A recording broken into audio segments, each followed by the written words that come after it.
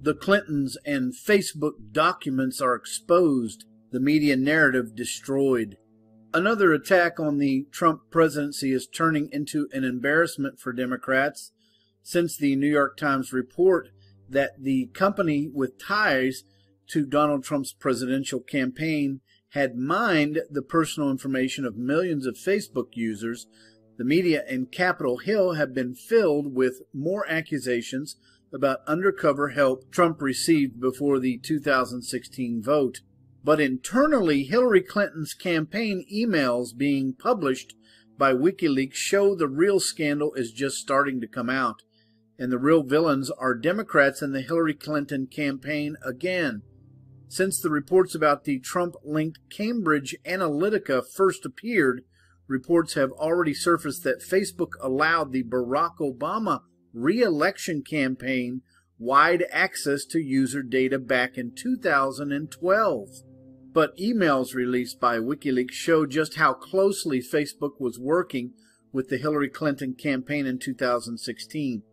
An email exchange between Clinton campaign manager John Podesta and Sheryl Sandberg, Facebook's chief operating officer, makes it clear the two were political soulmates dedicated to a Hillary Clinton victory. So many attacks against Donald Trump and his administration have been turned back on the Democrats that they look like fools for trying. When the website BuzzFeed published the Trump dossier in its entirety, even before the inauguration, Democrats and the media hoped it would destroy Trump's presidency. Instead, the country learned that what the Clinton campaign was capable of, Russian collusion, not a shred of evidence against Team Trump has become public. But boy, did we learn a lot about how Hillary sold out the country with the Uranium One deal. Now the media narrative appears to be shifting to the direction that Facebook was in cahoots with the Trump campaign because its users' data was mined by a company with ties to Trump, and this is somehow wrong. But the leaked documents show Facebook was in bed with the Clinton campaign, going back to when she was still stealing the nomination from Vermont socialist Bernie Sanders. Really? You'd think they'd stop trying by now. The real story behind Facebook and the Clinton campaign is coming out, which will make the Cambridge Analytica story just another media narrative that's been destroyed. But America started catching on a long time ago, I'm sure. I often marvel at the simpletons with their placidity in meekly following the likes of the Clintons that any corruption might exist. There is no denying the Clintons are selfish, abusive, and vile.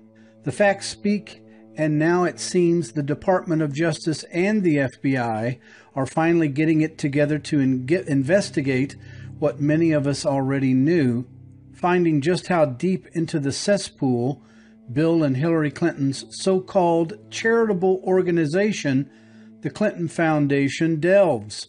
Rumors and questions about, since leaked financial data shows the very little of donations actually end up going to the actual charities, putting the Clintons squarely on Front Street under a spotlight where they belong. And whether you want to believe it or not, a nonprofit organization like the Clinton Foundation is just another corporation. It's just like any other corporation. All they don't have to do is pay for taxes. They're non-exempt. That's the only difference. They're still a controlling conglomerate corporation. Financial records from 2014 show a measly 3% of donated funds received by the Clinton Foundation is all that ever makes its way to the actual charity.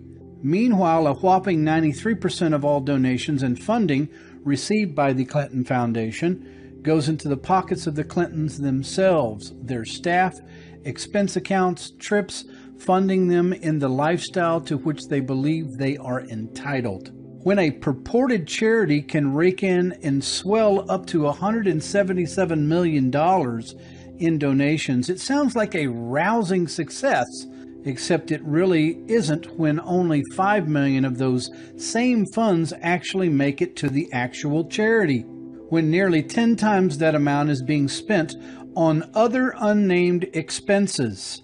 According to the 2014 financial records, that is exactly what the Clinton Foundation did.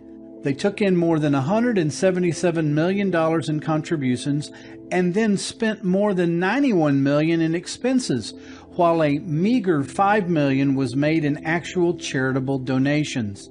The documents show they list 486 employees who were paid $34.8 million and $86.1 million in fees and expenses to give away $5.1 million. Hillary has long pointed out the Clintons' long history with Haiti, the world's first black republic, dating back to their 1975 honeymoon, when they met a voodoo priest and visited a hotel where Ernest Hemingway once stayed.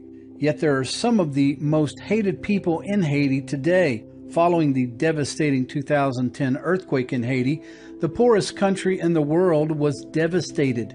The Clintons took millions in charitable donations that were given with the intent to help rebuild the country, further devastated by the natural disasters that have come after. Except very little of that money ever made it into the hands of those that needed it the most, the Haitians, and instead went in the line of the pockets of the Clintons and their band of merry sophisticants. Yet Hillary Clinton just could not resist getting her high horse via Twitter and condemn President Donald Trump's alleged description of their paradises on earth, otherwise known as El Salvador, Haiti, and some African countries as S-hole countries.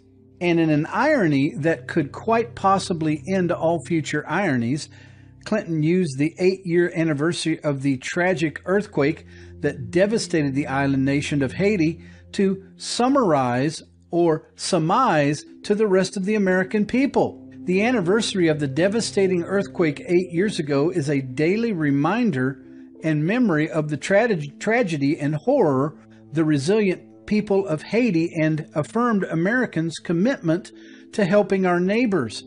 Instead, we're subject to President Trump's ignorance, racist views of anyone who doesn't look like him, unquote. Well, that's funny because you blame Trump for his ignorance and racism when in fact you're the ones that screwed over the country in the first place. And everybody knows it, Hillary. Funny, but Kim Ives, the editor of the Haiti Liberté newspaper, stated of the Clintons, quote, "A lot of Haitians are not big fans of the Clintons. That's for sure. The fact the Clintons kind of took over things after the earthquake and did a pretty poor job of it translates into why the Haitians have pretty dim views of all the Clinton family," unquote.